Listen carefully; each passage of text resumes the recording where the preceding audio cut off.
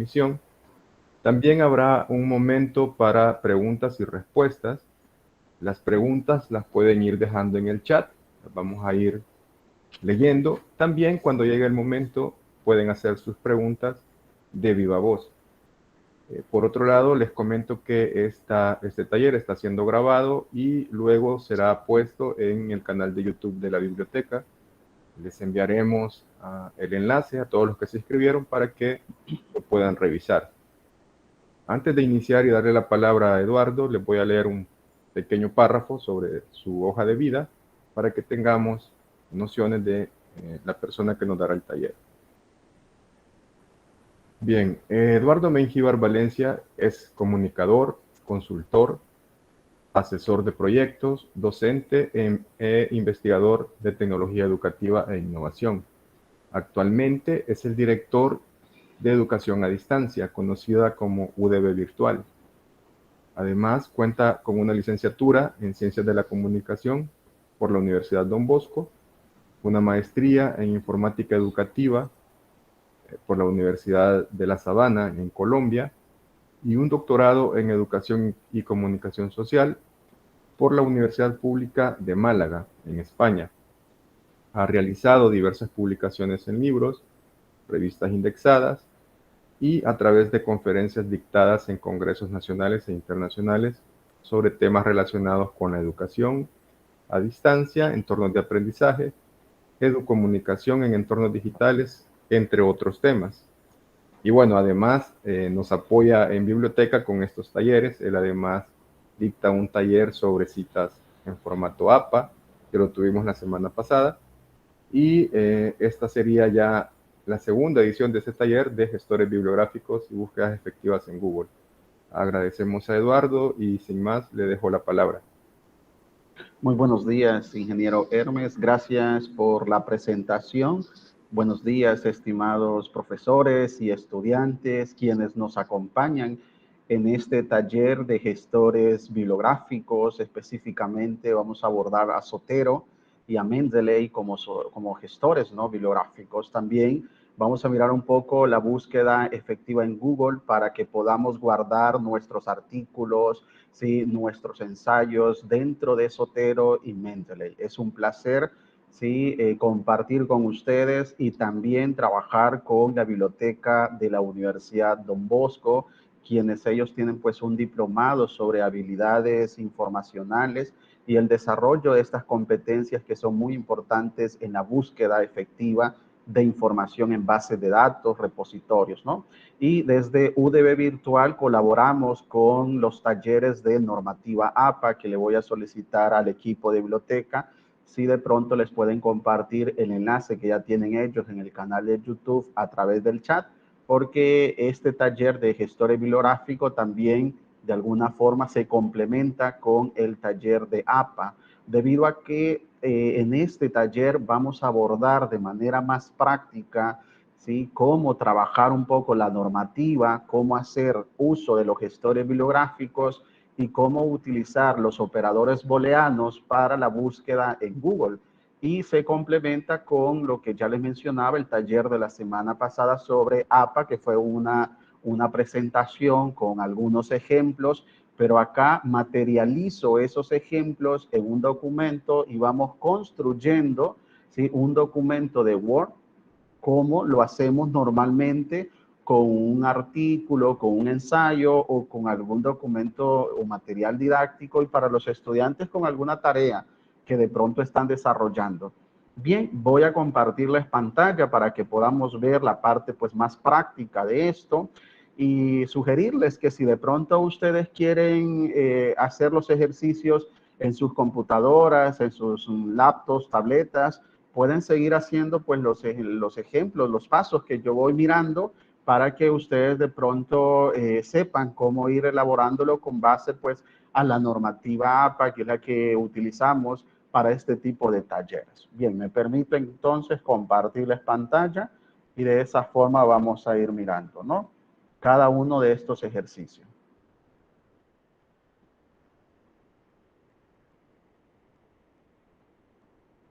Bien, en este momento ya estoy compartiendo pantalla.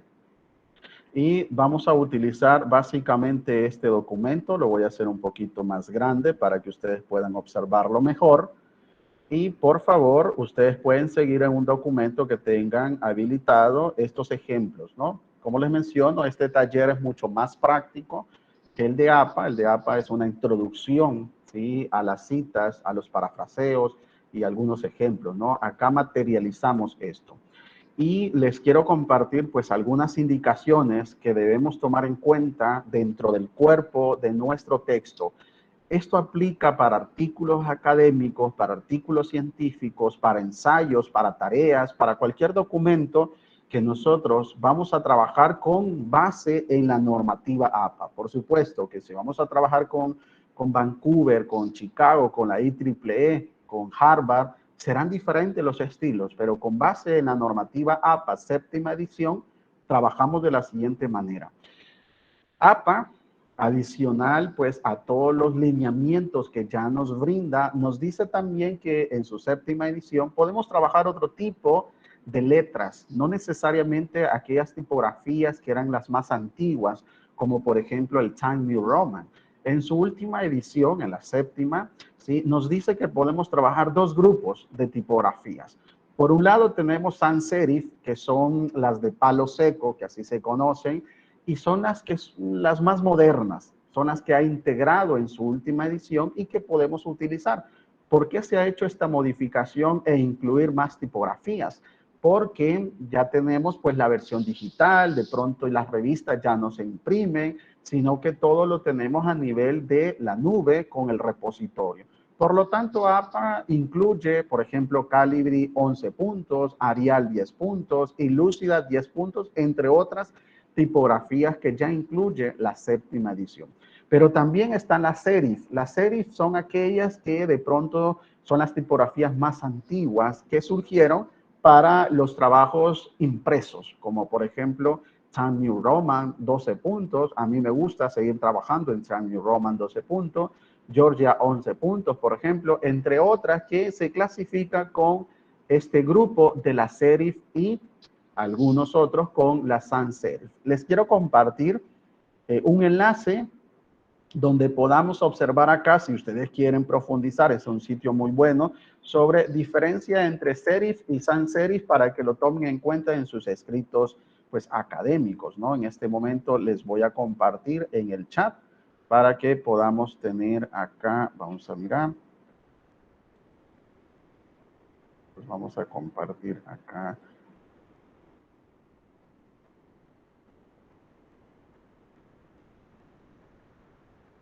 Por acá se los voy a compartir.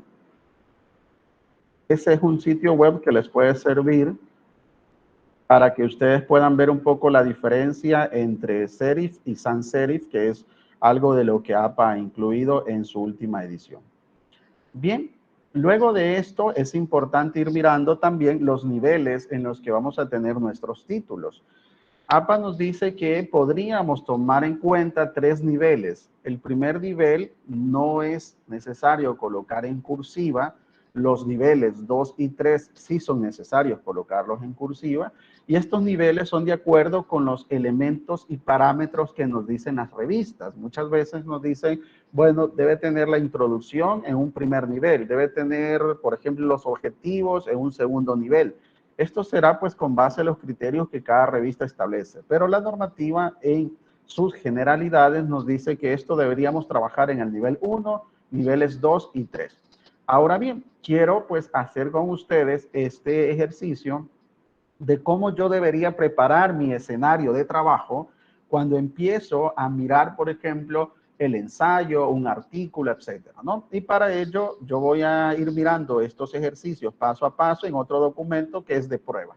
Es este que tengo acá con una pequeña introducción para que veamos cómo se trabaja. Vamos a seguir entonces lo que nos dice acá el paso a paso, ¿no? Para que yo tenga una idea sobre la sangría francesa, es importante que si en mi procesador de texto no aparece la regla, pues la podamos de pronto, ¿sí?, hacer visible. Y esto está en vista, en este menú, vista, en este botón, y tenemos regla. Yo puedo acá seleccionarla y ya colocaré esta regla para ir mirando la sangría francesa, que es sumamente importante para la primera línea de cada párrafo y también para la sangría francesa de bloque, aquellas citas mayores de 40 palabras. También es importante colocar las medidas de mi documento. Hay muchos docentes que de pronto nos envían los documentos cuando yo les pido, por ejemplo, sangría francesa, y ellos tienen los documentos configurados muchas veces en pulgadas.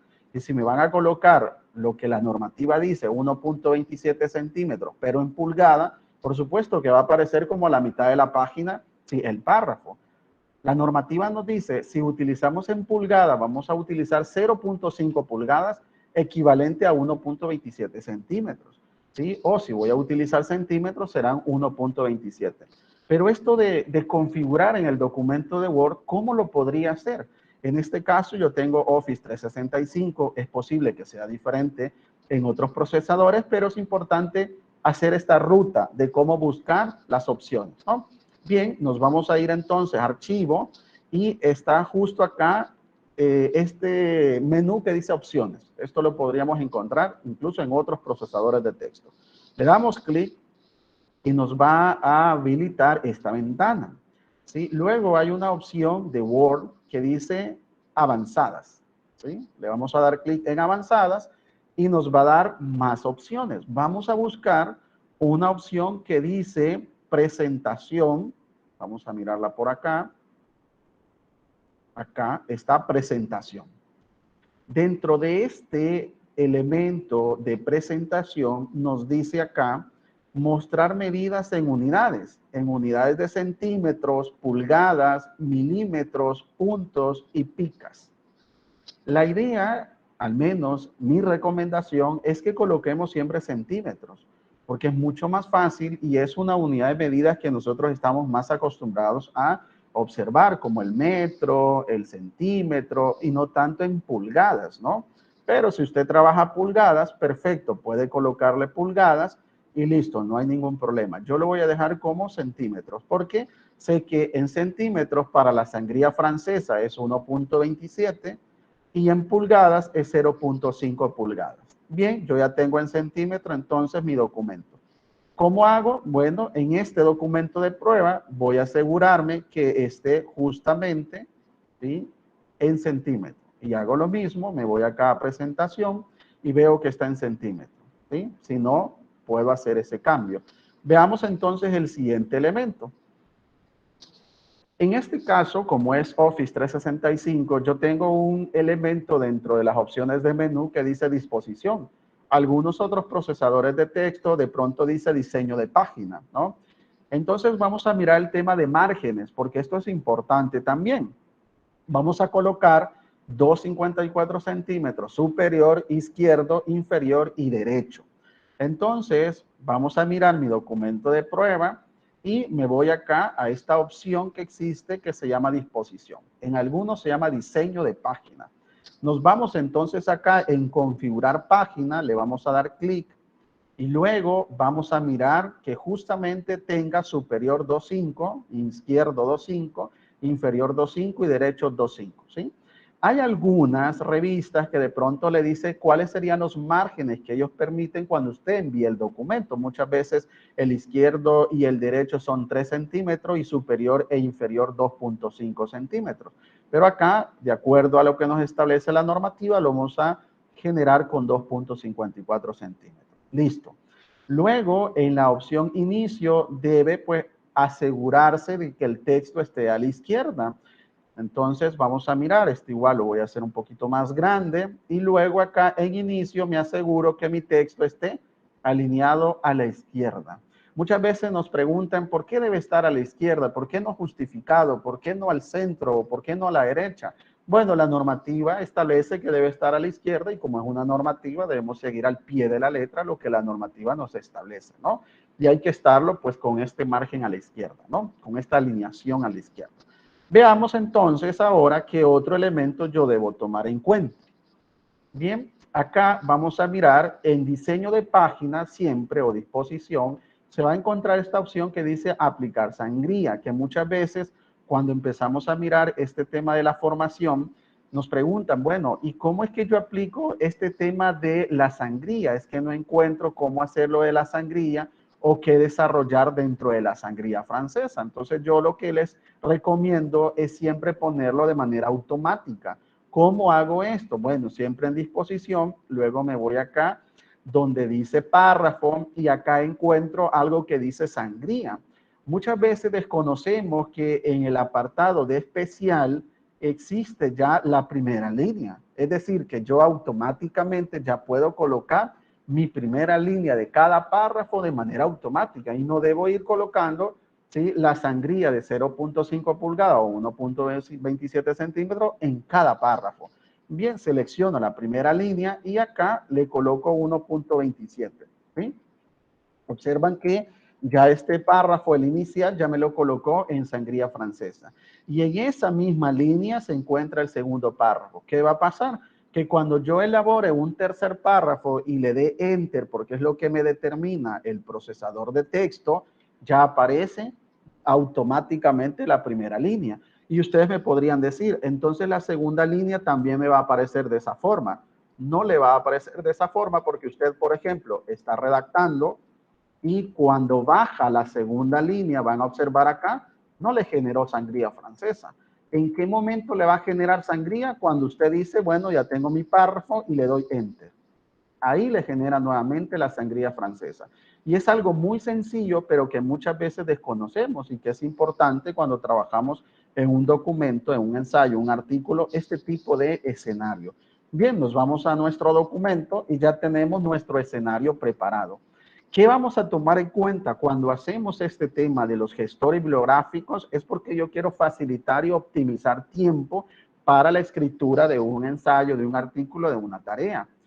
Pero como lo estoy haciendo con la normativa APA, pues debo tomar en cuenta algunas cosas, ¿no? Dentro de una plantilla que utilizamos para nuestros expertos temáticos de la UDB virtual, les indicamos lo siguiente. Dentro del texto, usted siempre tiene que colocar dos elementos importantes. El autor, si va a tomar información de un libro, de internet, de otro repositorio, una base de datos, el autor, ¿quién es el responsable de esa información con la que usted está citando, ¿no? Y para eso nos sirven los gestores, ¿no? La fecha, cuándo lo publicó. Eso es importante dentro del texto. Sea un parafraseo, una cita textual mayor de 40 palabras, una cita textual menor de 40 palabras, ¿no? Bien, vamos a mirar entonces, este es un repaso que voy a hacer de la normativa APA, pero ya aquí evidenciada en este texto, que esto mismo pues en una presentación PPT lo hice la semana pasada. Quienes pues pueden ver el video será de mucho beneficio, ¿no? Para que comprendan cómo es que se va trabajando esto. Acá en este apartado de concepto tenemos un ejemplo de cita textual menor de 40 palabras y en el taller de la semana pasada les mencionaba que si yo voy a citar dentro de un texto algo como una cita menor de 40 palabras, pues me aseguro que esté el autor, el año y entre comillas dobles la cita, porque es menor de 40 palabras, ¿no? Y el número de página. Y ojo acá, la regla nos dice el punto debe estar después del paréntesis y listo, coloco después del paréntesis el punto y ya tengo pues una cita textual menor de 40 palabras.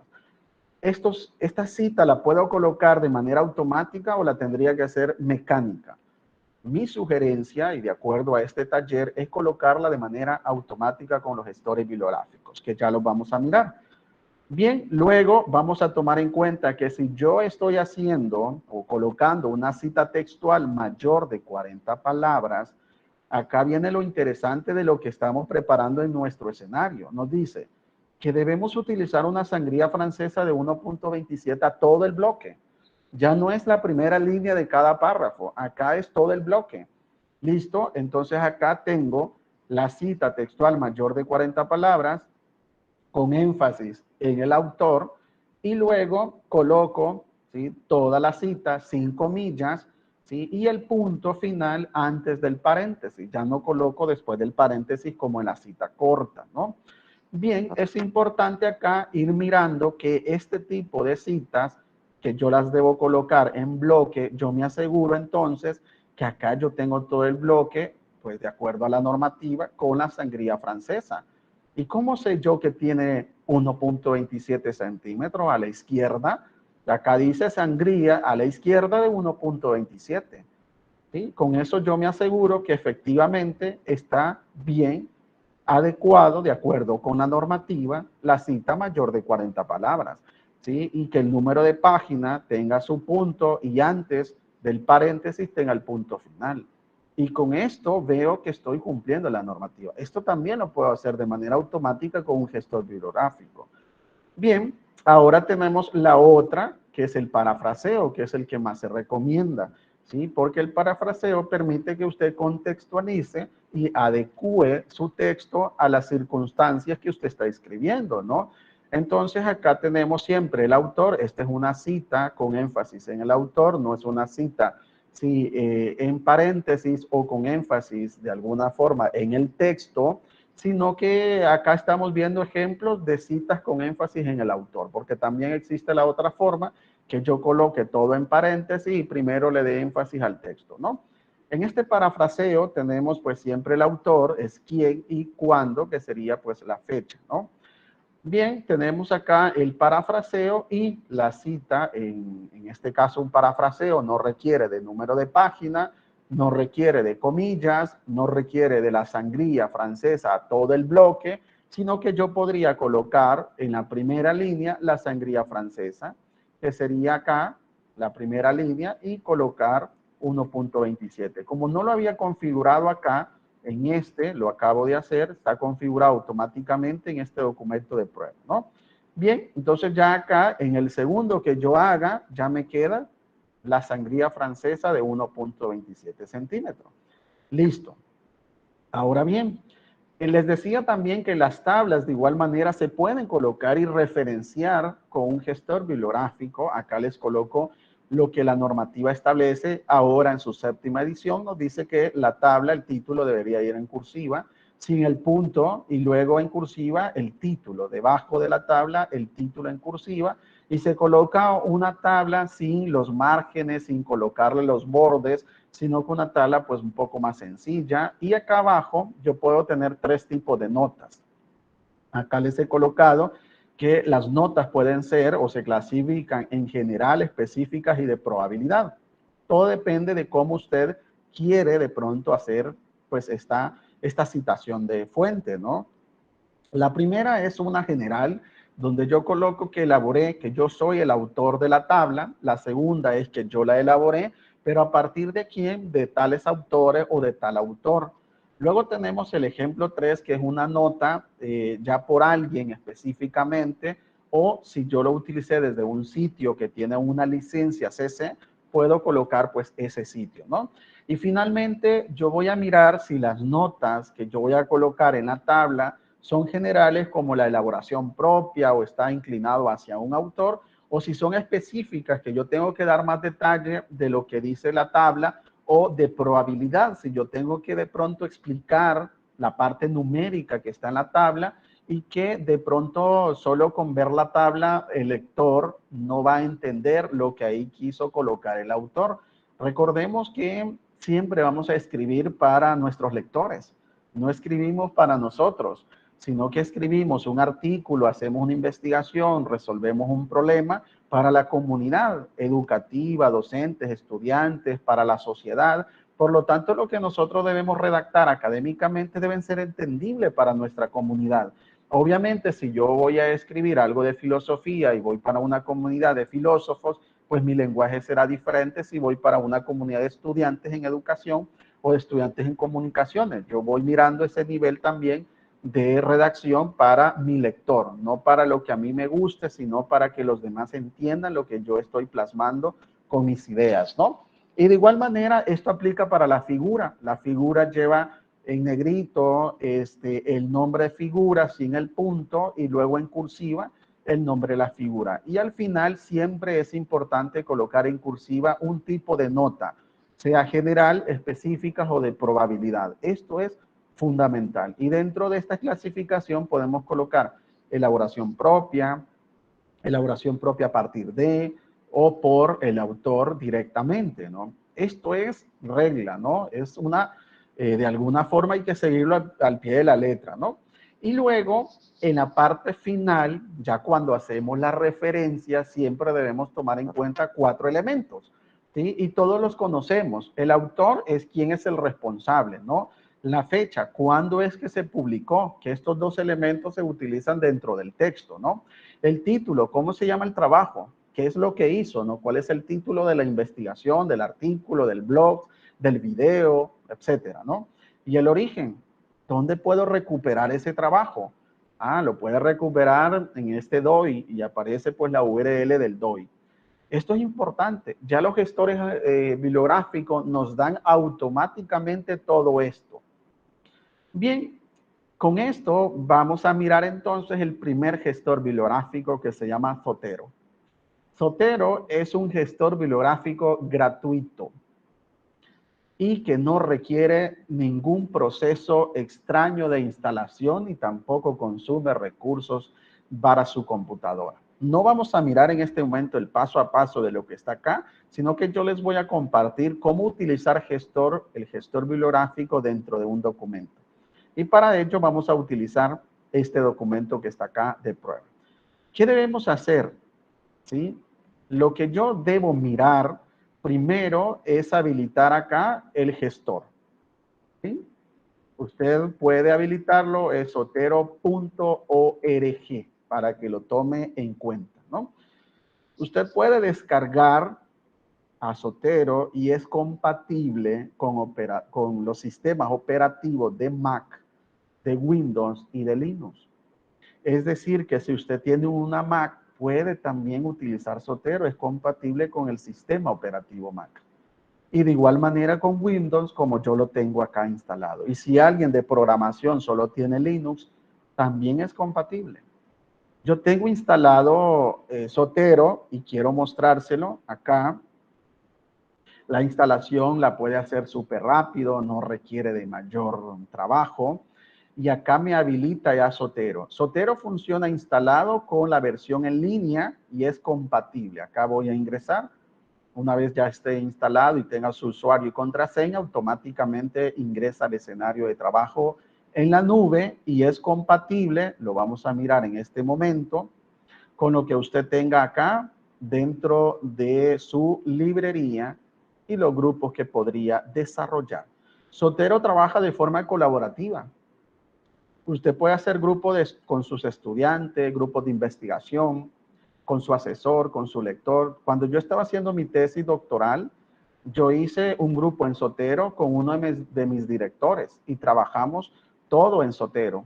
¿Para qué servía Zotero? Zotero también funcionaba como una especie de curación de contenido, porque si de pronto mi director veía un artículo que no reunía los metadatos del autor, la fecha, por ejemplo, la revista que estuviese en una base de datos, pues me indicaba que ese recurso de pronto no reunía las condiciones o los criterios de calidad, ¿sí? Y se puede eliminar. Él puede eliminarlo como miembro de este grupo de trabajo. Y esto mismo yo puedo hacerlo con los estudiantes, con los colegas, con un grupo de investigación, para que se trabaje de manera colaborativa. Y esto es algo interesante porque no tiene ningún costo, ¿no? Bien, entonces yo tengo Zotero acá en la nube y también tengo Zotero instalado. Me voy al documento de prueba y observen que acá dentro de este menú de opciones tengo Zotero también. Porque cuando usted lo instala, automáticamente le coloca la pestaña de Zotero en su documento de Word. Usted no tiene nada más que hacer que descargarlo y luego cuando lo instale, le va a aparecer automáticamente en el procesador de texto Zotero. Porque yo no recomiendo de pronto utilizar la referencia dentro de lo que ya Word nos brinda. Cuando yo estoy, por ejemplo, ya haciendo una revisión y luego me voy acá a referencia, pues el formato de Word ya nos da unas para hacerlo.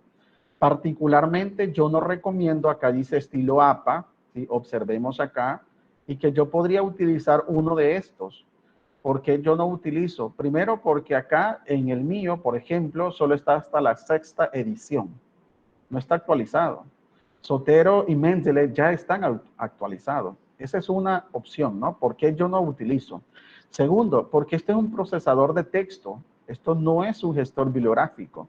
Mientras que Zotero y Mendeley son gestores bibliográficos gratuitos, porque hay muchos otros de paga, que se especializan en lo que la normativa, ya sea APA, IEEE, Chicago, Vancouver, Harvard, ¿sí? Y otros estilos que existen, ya están actualizados y corrigen cualquier error que de pronto tiene el procesador de texto que automáticamente nos da APA.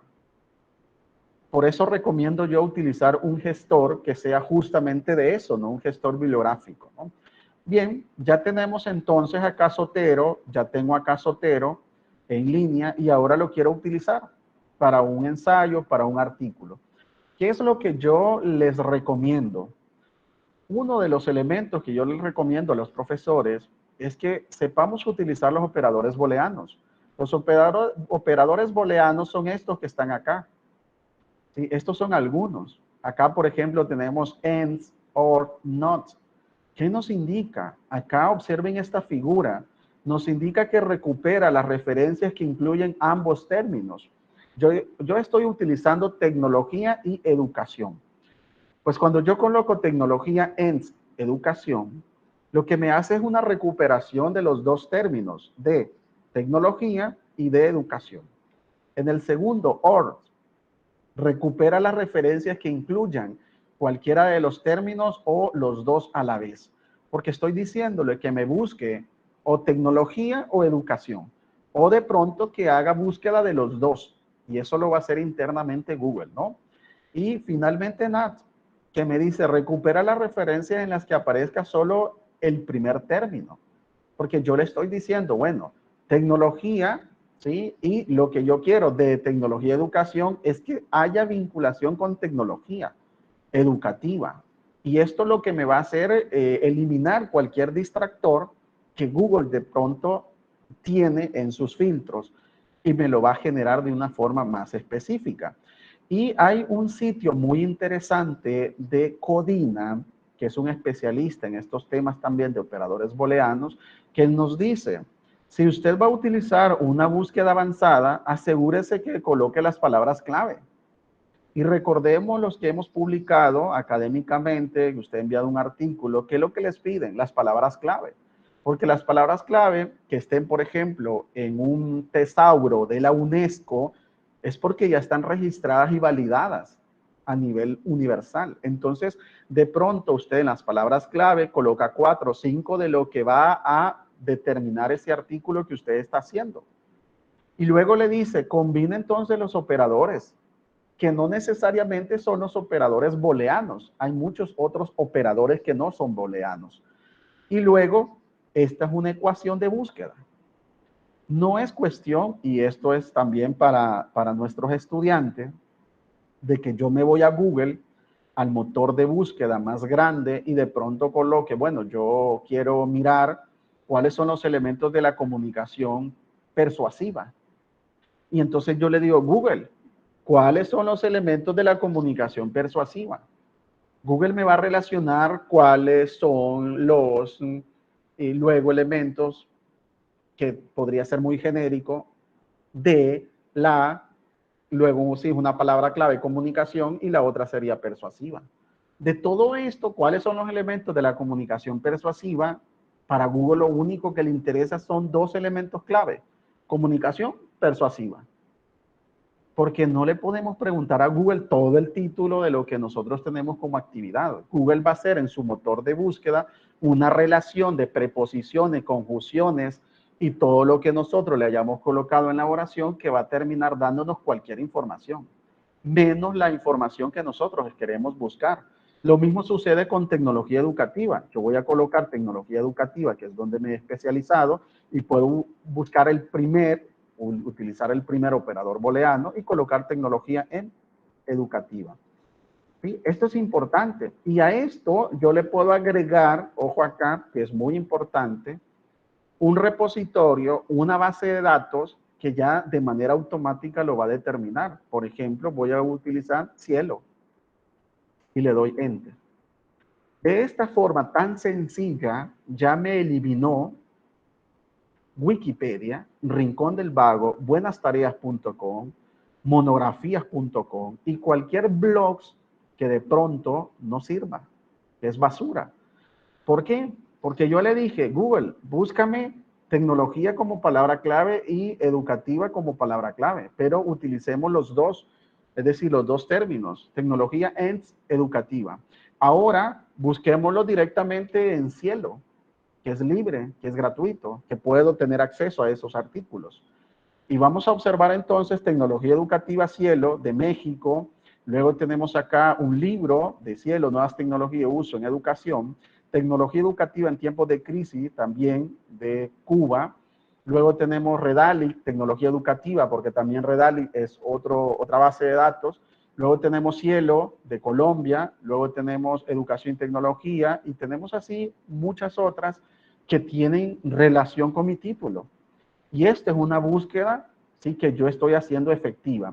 Luego, acá les tengo otro elemento importante de Codina que nos dice, bueno, si yo hago una búsqueda parametrizada de operadores de búsqueda, puedo establecer filtros, como cuáles, por ejemplo, colocar de que yo estoy buscando un tipo de documento en específico, o poner Science, que es el sitio, o poner, por ejemplo, qué relación yo tengo con el sitio, un parecido al Science, donde me hace una búsqueda directa del recurso.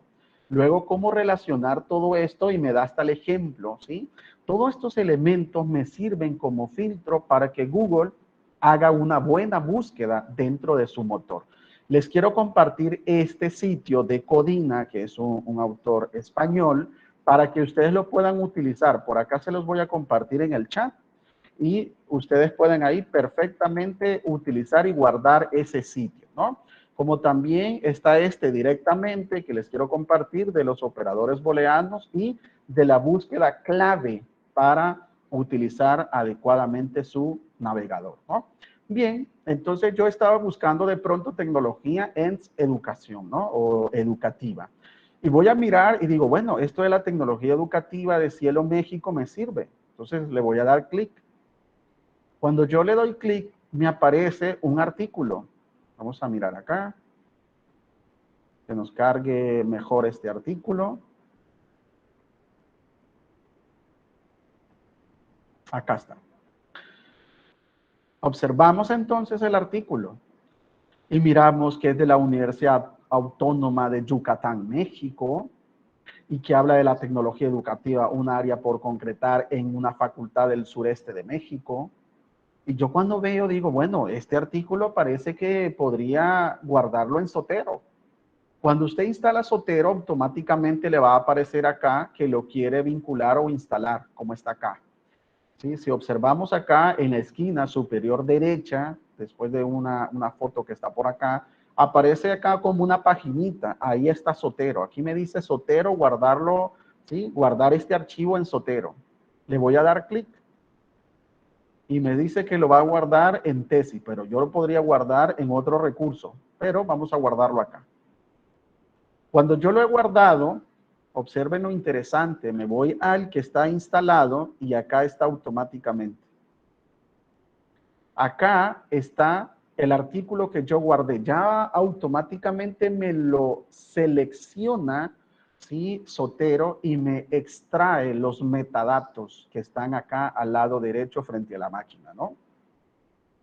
¿Qué me extrae? El título, el tipo, los autores, el volumen, el ejemplo. Por ejemplo, bueno, tengo acá el título, la URL, entre otros elementos que han sido de pronto tomados del artículo. Y yo tengo acá guardado uno de mis artículos ya de manera correcta.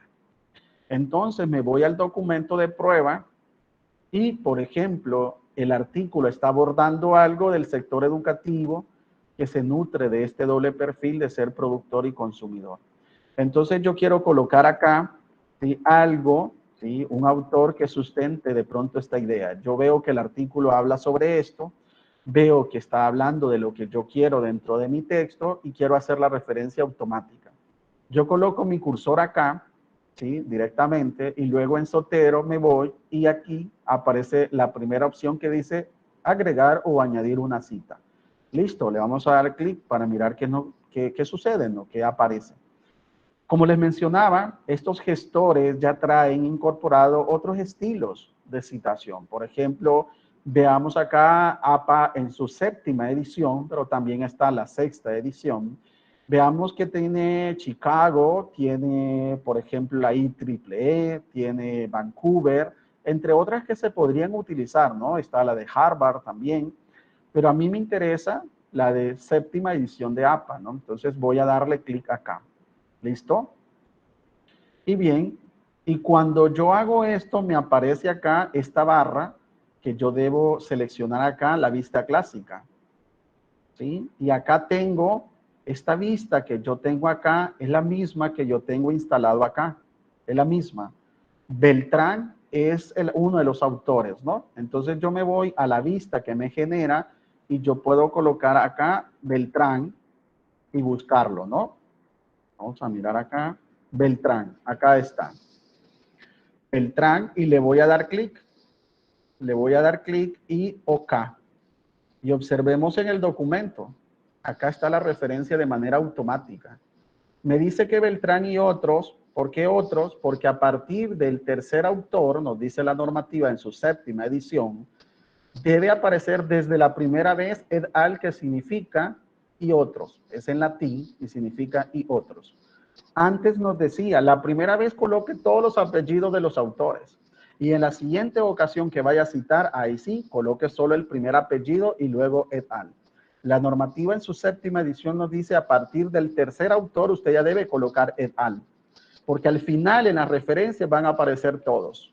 Hay memes incluso hoy con la 7ª edición, les decía en el taller de la semana pasada, donde como desde la primera vez, si yo tengo, por ejemplo, estoy en el segundo orden, yo ya no voy a aparecer, no va a aparecer Mengíbar, entonces de pronto yo tengo que verme hasta el final de la referencia. Entonces por ahí hay un meme de que ya no se evidencia nuestro trabajo dentro del texto, porque ya estamos ocultos, los que por ejemplo vamos en segundo orden. El que va por el primer orden de su citación, de su autor, entonces sí, por ejemplo Beltrán, pues está acá siendo reconocido, pero no sabemos quiénes son los otros.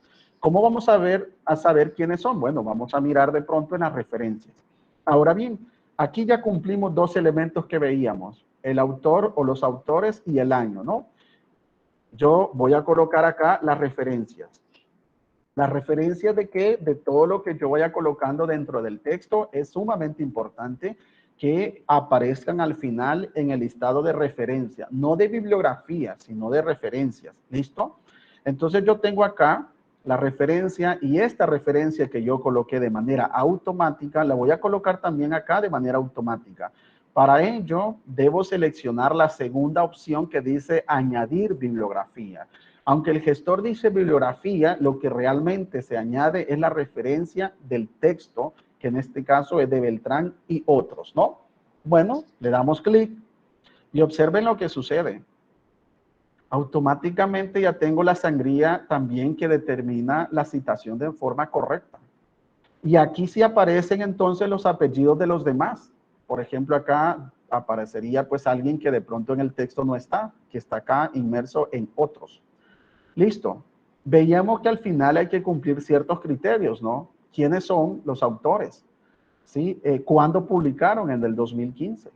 ¿Y qué publicaron? Es decir, ¿cuál es el título? Acá aparece. Y ahora, ¿dónde? O sea, ¿dónde puedo recuperar la información? En la revista Innovación Educativa. Algo interesante, la revista debe aparecer en cursiva. Eso nos dice la normativa y esto lo cumple el gestor bibliográfico. También nos dice, ojo, el volumen de la revista, que es 15, también debe aparecer en cursiva separado por una coma. Si yo no me aprendí la normativa de memoria, pues el gestor me la hace automáticamente. Si yo me la aprendí de memoria, pues qué bien, ¿no? Porque así puedo orientar a otros cuando veo un archivo y no necesito irme al gestor, ¿no? Bien, nos dice que el número debe estar en paréntesis y no debe estar separado por el volumen. Listo, está el número ahí, está bien, sin cursiva. Luego nos dice que las páginas deberían estar separadas, sí, por una coma. Perfecto, ahí está la coma. Luego en la última edición nos dice, ya no debemos estar colocando pp o pag o página, sino que automáticamente colocamos las páginas. ¿Qué nos haría falta acá? Porque ya no se coloca el recuperado de, eso es en la 6ª edición. Ahora en la 7ª se coloca automáticamente la URL de donde yo recuperé este documento, pero sin colocar recuperado de. Bien, en este caso, por los metadatos, aunque yo puedo hacer esa modificación en Zotero, no está acá directamente la URL, pero se podría modificar allá y colocar la URL sin el recuperado de, sino que automáticamente toda la URL con el DOI incluido, es decir, HTTPS y todo lo demás. Entonces nos vamos al escenario de Zotero y miramos acá que el DOI no fue incluido acá. Observemos que el DOI no fue incluido y por eso no está ya en la referencia. ¿Qué sucede? Que si no hay un DOI en la revista, no lo va a colocar. Pero si por error Zotero no incluyó el DOI y yo veo en la revista acá que sí tiene DOI, entonces yo puedo incluirlo automáticamente copiando la URL y colocándolo acá. Porque estos campos se pueden editar y se pueden acomodar a lo que el investigador tiene de insumos. Bien, también me han preguntado, Eduardo, ¿y cómo hago para agregar algo que no está en línea? Aquí existe una opción, que es este menú que dice nuevo elemento. Al darle clic acá, vamos a mirar que yo puedo agregar un artículo de periódico, un libro, una sección de un libro. En opción acá, más, puedo agregar, por ejemplo, una carta, un documento, emisión de televisión, entrada de blog, una entrevista, un libro, por ejemplo, físico, ¿no? Una película, un podcast, una presentación, una tesis. Todo esto lo puedo agregar de manera automática, de manera manual sería en este caso, y puedo mirar los campos para hacerlo, ¿sí? Paulatinamente con cada uno de estos. Si yo no encontré en línea, por ejemplo, el recurso y no se agregó de manera automática. Esto lo permite, le voy a dar clic, por ejemplo, en libro, ¿sí? Y acá ya están los elementos que yo debo tomar en cuenta para agregar el libro. Tipo de elemento, libro, título, autor, resumen, serie, número de serie, volumen, número de volumen, edición, lugar, editorial, fecha, número de página, idioma, ISBN, título, URL, en el caso tuviese algo, una versión en línea, archivo y todos los elementos que ya están. Y la herramienta se adecua al recurso que usted va a agregar. Bien, tenemos entonces este ejercicio de Zotero. Pero no solo este les quiero compartir. Voy a cerrar este ejercicio, ¿sí? Para que ustedes puedan mirar algo desde cero y lo vamos a hacer ahora con el otro, que es el gestor bibliográfico de Mendeley. Muchos me han preguntado, Eduardo, y Mendeley, que no es muy de pronto muy conocido, ¿cómo es que se utiliza este gestor? O por qué este gestor es gratuito, porque muchos pensaban que el gestor no es gratuito. Sí, acá yo ya estaba conectado, me voy a salir para que vean cómo es que se vincula y también cómo es que aparece la forma de descarga de este gestor bibliográfico. Bien, cuando entro al sitio web de Mendeley, se los voy a compartir acá para que automáticamente ustedes puedan de pronto observarlo. Ahí está Mendeley. ¿Sí? Ustedes de pronto van a mirar acá que dice descargar y la descarga es gratuita, como todo el uso que se le brinda a Mendeley. ¿Por qué no se utiliza de pronto Mendeley y se utiliza más Zotero a nivel de gestor bibliográfico gratuito? Porque Mendeley, la búsqueda yo la tengo que hacer en inglés, ¿sí? Y eso dificulta un poco de pronto cuando estamos buscando artículos, aunque enriquece mucho la literatura que yo voy a colocar. Bien, entonces vamos a mirar de pronto que en el caso particular yo ya tengo una cuenta y es interesante porque muchos me han preguntado también si la cuenta debe ser de una institución que no sea en este caso la UDB, o para los que estén conectados y que son fuera de la UDB, pueden conectarse con las cuentas institucionales de sus universidades, de sus colegios. Yo lo voy a hacer para que vean que funciona muy bien con la cuenta de udb.edu.sv. Voy a darle clic acá y luego yo tengo básicamente automático todo esto y voy a iniciar. ¿Sí? Bueno, acá en el caso vamos a mirar de nuevo, creo que acá hubo un pequeño error. Y vamos de nuevo acá. Como aquí me dice mantener la sesión y yo creo que le di acá que en iniciar otra sesión, ¿sí? Y por eso me pedí el correo. Yo ya estoy acá de manera automática dentro de Mendeley, ¿sí? Este es el escenario que tiene Mendeley. Observen acá, nos dice, bienvenido a Mendeley. Bien, lo que yo les mencionaba que es una de las barreras que tenemos es que este gestor bibliográfico pertenece a una de las bibliotecas virtuales o librerías virtuales más reconocidas a nivel del mundo. Y ya vamos a observar por qué. Yo directamente, a diferencia de Zotero, que hago la búsqueda en un motor como Google, por ejemplo, en Mendeley yo hago una búsqueda directa. Yo voy a colocar acá algo de lo que estuve trabajando sobre realidad virtual. Entonces yo coloco acá realidad virtual y le doy buscar. Y observen lo interesante de esto. Yo tengo acá artículos en inglés, ¿sí? Que son de acceso abierto. Todos los que tengo acá relacionados con realidad virtual. Observen. Pero también automáticamente, como Mendeley me vincula con bases de datos importantes, yo puedo clasificar mi búsqueda por año, por tipo de documento, por tipo de revista, por autores y otro tipo de accesos como el acceso abierto.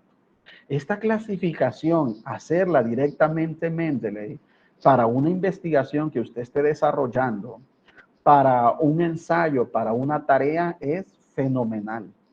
Esto no lo da Google directamente si usted al menos coloca un rango de años, ¿no? 2015, 2020. Sabemos que cuando estamos redactando deberíamos utilizar fuentes actualizadas, ¿no? De 5 años para acá.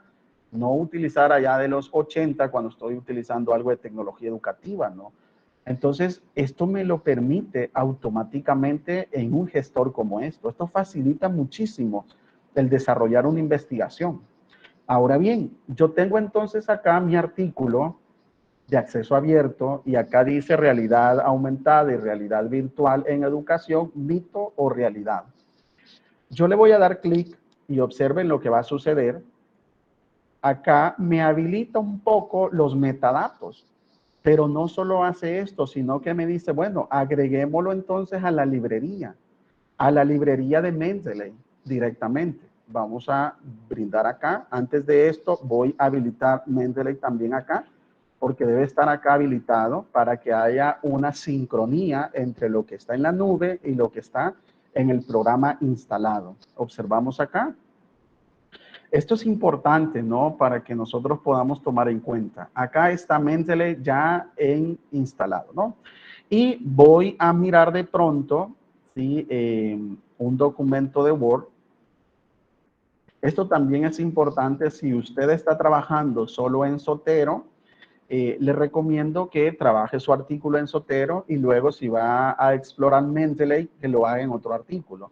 Ambos gestores no se pueden trabajar en un solo documento, es decir, yo no puedo estar acá combinando Zotero con Mendeley, eso no lo permite, me da error al hacer esto. O utilizo Zotero y voy a hacer todas las referencias con Zotero, o utilizo Mendeley, o de pronto termino un trabajo y el siguiente lo voy a hacer con Mendeley, ¿sí? Bien, acá tengo un nuevo documento para que no vaya a generar ningún conflicto, ¿no? Veamos entonces acá, yo voy a agregar esto a la librería de Mendeley y listo. Acá me dice que yo ya puedo verlo en la librería de Mendeley, ¿sí? Entonces acá arriba dice librería. Le voy a dar clic ahí para que veamos que en realidad se haya guardado en la librería de Mendeley. ¿Sí? Entonces vamos a buscar, está acá arriba, ¿no? Acá dice 2019, realidad aumentada y realidad virtual en educación, mito o realidad. Bien, me voy al instalable y observo que acá no aparece. Acá no está.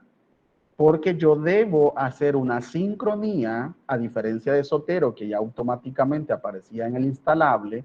Acá me dice en Mendeley que yo debo hacer una sincronía entre lo que está en la nube con lo que está acá instalado. Para ello me voy a ir a este botón de sincronía y voy a actualizar. Y van a observar que ya aparece acá en mi escenario de trabajo. Observemos que está haciendo una actualización. Y luego, después de hacer esta actualización, nos debe aparecer ese artículo, ¿no? Esto es interesante porque yo puedo ir mirando qué artículos quiero actualizar y qué artículos pues no quiero actualizar porque no reúnen las condiciones. Acá abajo ya apareció el que acabo de encontrar e incorporar. Listo. Como yo ya tengo acá mi artículo, acá tengo los metadatos que yo necesito. ¿Qué es lo que yo debería hacer acá? Cuando yo instalo Mendeley, no me aparece en el menú de opciones como aparece Zotero por acá. Mendeley se inserta en referencias. Acá está Mendeley. Acá está. Todo este apartado se agregó cuando yo instalé Mendeley de manera automática. Listo. Como yo lo que quiero es insertar por ejemplo, la cita primero y luego las referencias, pues yo coloco un texto, vamos a colocar acá en el documento de prueba este primero que no tiene ninguna fuente, por ejemplo, y lo voy a pasar a este documento de acá. Vamos a mirar, creo que hubo un error en copiarlo, acá está. Y a este documento, a este párrafo, yo le voy a colocar acá, ¿sí?, el autor y el año del que acabo de encontrar, pero con Mendeley, ¿no? Entonces me voy acá a insertar cita y observemos que aparece esta barrita, al igual que aparecía en Zotero. Y me dice acá buscar en librería y luego pues irme a Mendeley. Listo, le voy a dar clic acá y me abre el instalable, la ventana que yo tengo del documento instalable, ¿no? Y voy a seleccionar este que está acá porque es el que acabo de encontrar y que yo leí y que reúne pues lo que quiero citar. Listo, lo selecciono y luego le doy acá en estas comillas que dice citar. Como no he colocado mi número de página, es un parafraseo el que yo estoy haciendo, ya me coloco acá el autor y el año. Observen que cuando es un autor no se coloca et al, sino que va separado por coma y se coloca el año. Bien, en otro apartado yo voy a colocar las referencias, ¿sí?, que son las que me pide a mí una revista. Donde ubico las referencias, me voy acá y dice insertar bibliografía, aunque las herramientas dicen de esta forma, pero son referencias las que colocamos, ¿no? Le voy a dar clic acá a insertar esa referencia. Y observamos que automáticamente me ha colocado la referencia de este artículo. Automáticamente. Tiene el autor, tiene la inicial del nombre separado por puntos, que esto es quién ha trabajado, luego qué es lo que trabajó, que sería el título, luego dónde encuentro esta información. Bueno, en la revista, sí, que está en inglés y que me coloca en cursiva, tal como lo hace Zotero, separado por coma y el volumen que la normativa dice que debe ir en cursiva, y luego acá tengo el número de esa revista.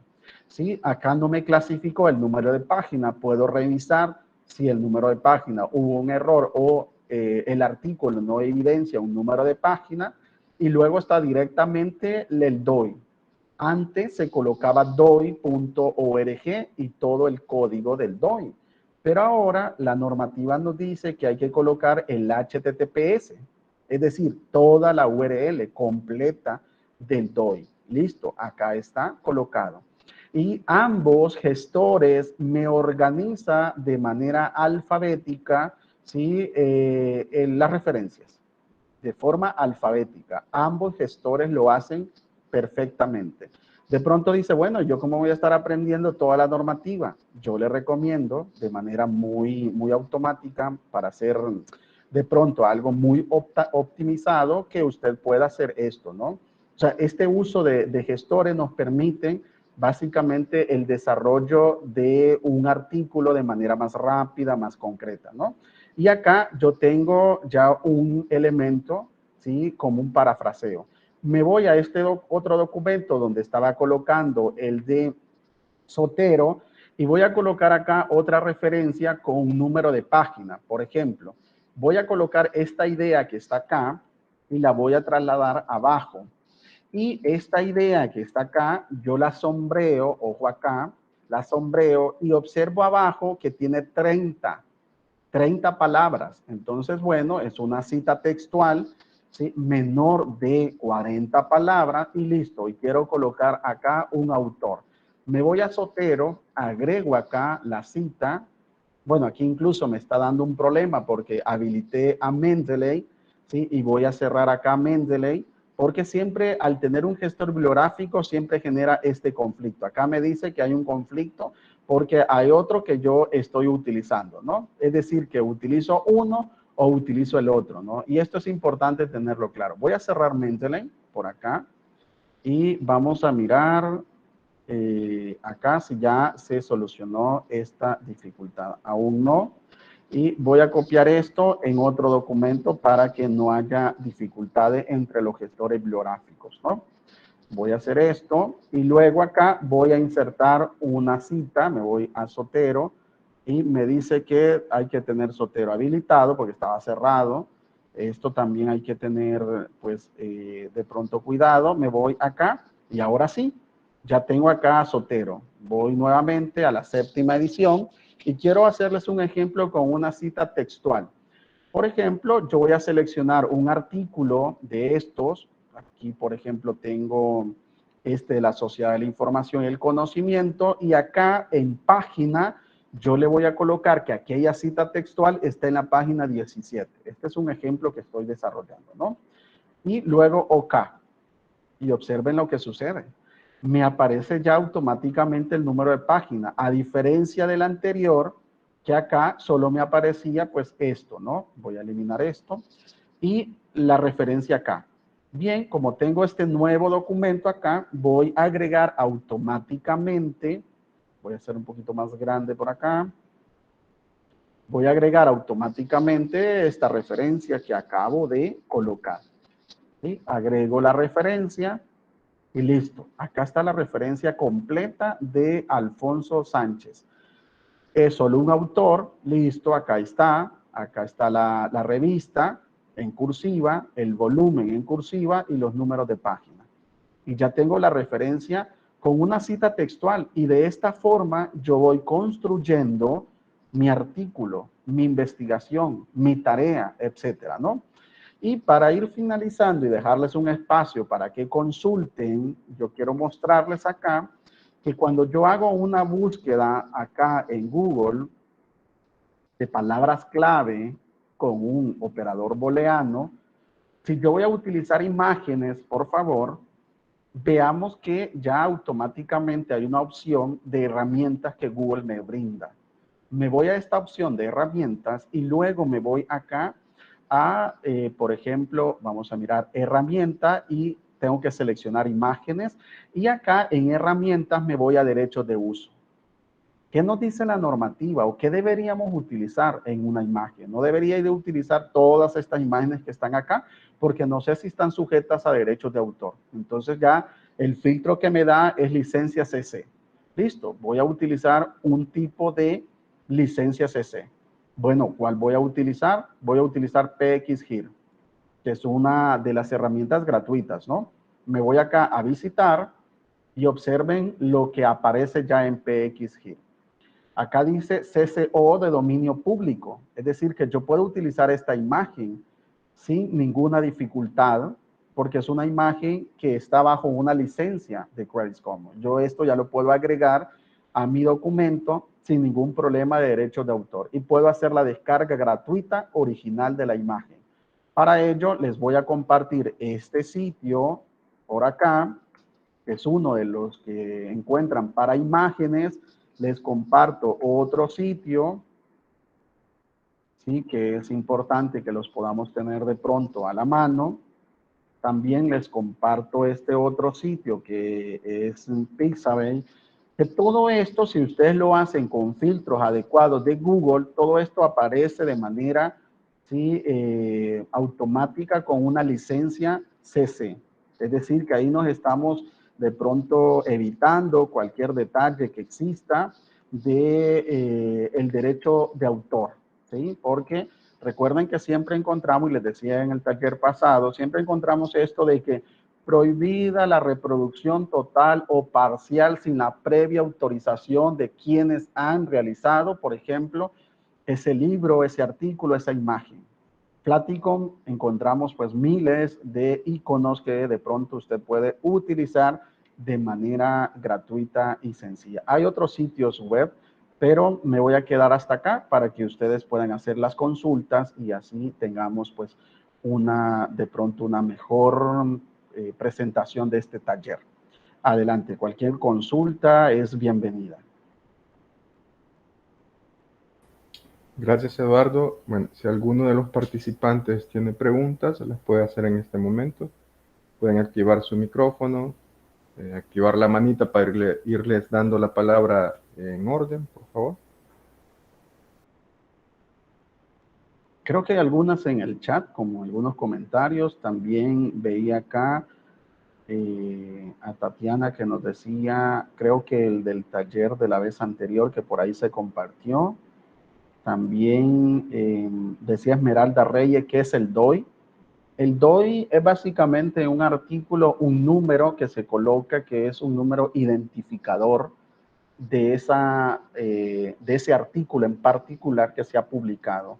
Esto también nos permite que si yo tengo un artículo científico ya publicado, no puedo mandarlo a otra revista que me lo publiquen, porque cuando yo identifico el DOI es el que me va a generar como número identificador único de esa URL que tiene mi artículo en específico. Por lo tanto, no puede existir un segundo DOI de ese mismo artículo. Es como que tuviésemos el DUI, en el caso nuestro, documento único de identidad, de ese artículo. A eso se refiere con el DOI. Aquí también Mario Echeverría ayudaba también con la parte del DOI, que significa, y que está pues en inglés también, que es ese objeto digital que identifica mi artículo, ¿no? ¿Alguna consulta o de pronto alguna reflexión que ustedes hayan tenido utilizando esto? Si no lo hayan obtenido o no han utilizado un gestor, pero quieren utilizarlo, pues con mucho gusto yo les puedo ayudar con alguna recomendación.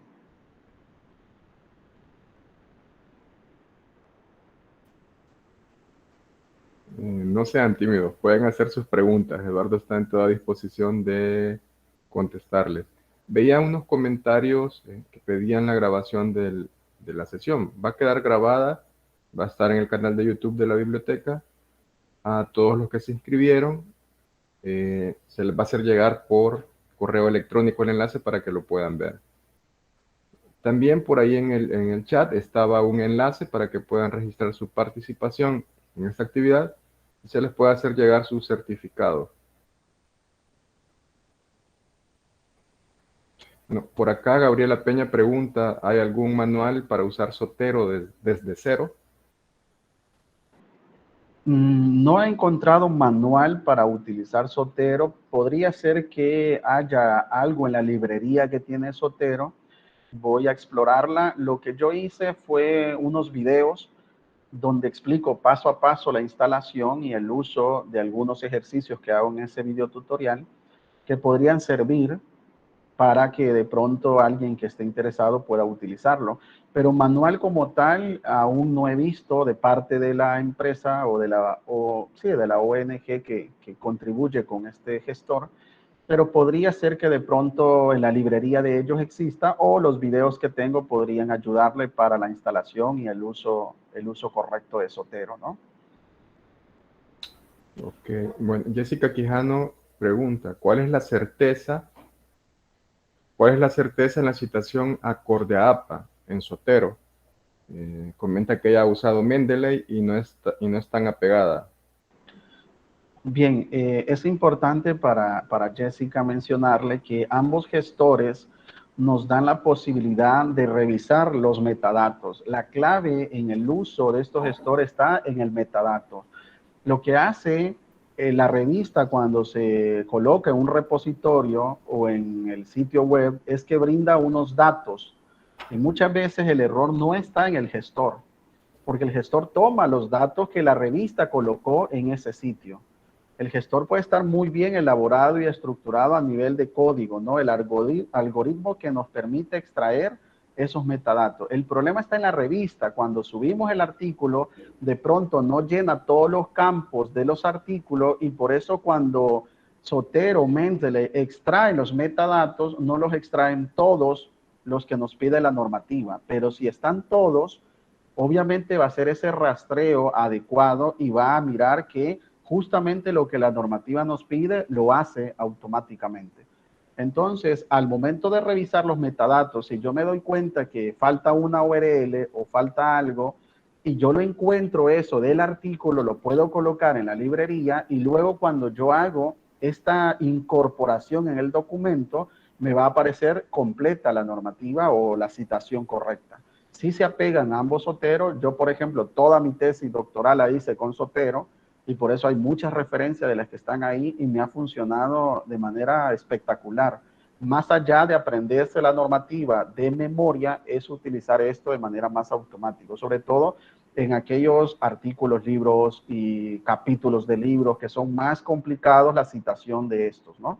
Esa sería mi recomendación, utilizar muy bien los metadatos y revisar que la revista pues tenga completos todos los datos del artículo, ¿no?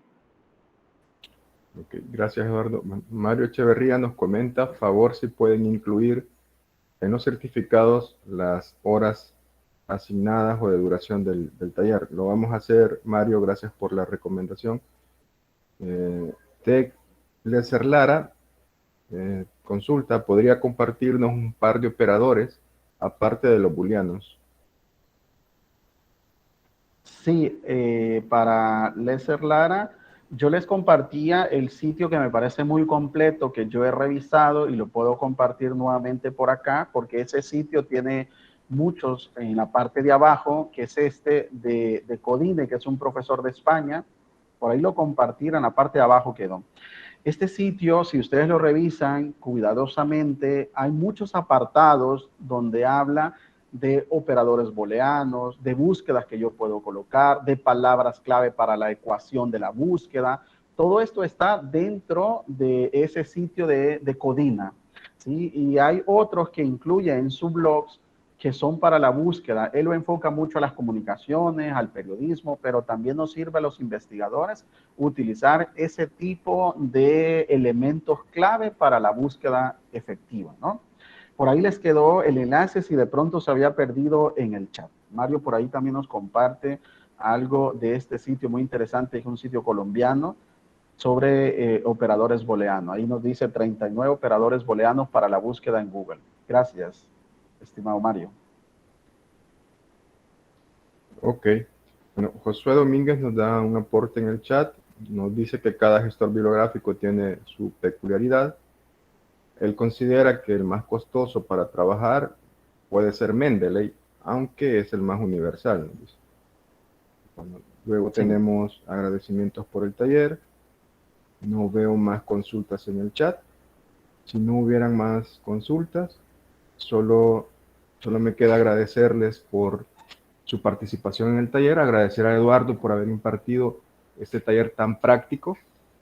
Creo que esa es una de las razones por las que no hay tantas consultas, porque ha sido muy explicativo con los ejemplos que diste. Agradecemos a todos y les pedimos estar pendientes de las futuras actividades y talleres que la biblioteca programará. Pueden seguirnos en Facebook. Ahí siempre publicamos las actividades que realizaremos.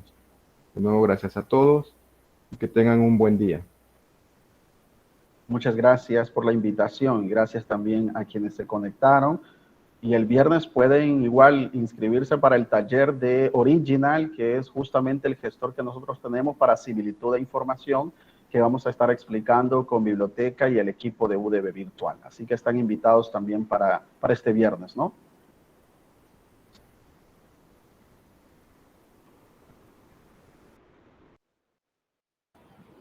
Gracias, gracias. A la orden. Muchas gracias.